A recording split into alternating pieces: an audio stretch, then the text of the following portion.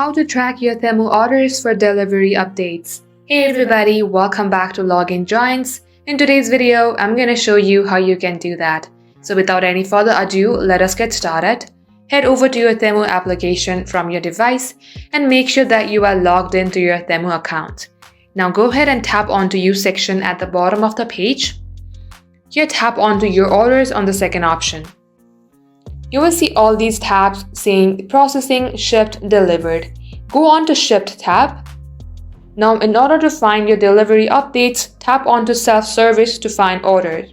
There are 4 ways that you can find your order. Tap onto any one of them. For instance, go ahead and tap onto Provide Order ID to find order. At this box, just enter your order ID and tap on Find Order. The second one is giving your phone number. Type in your phone number and tap on Find Orders. Third is you can just enter your email address and all the orders that are linked with your email address will be displayed at this page. Lastly, you can provide your payment information in order to find your order. That's how you can do it. Thank you for watching the video till the very end. If it had helped you in any ways, then do like and subscribe. We will be back soon with more tutorials like this. Till then, hit the subscribe button. We will catch you up soon.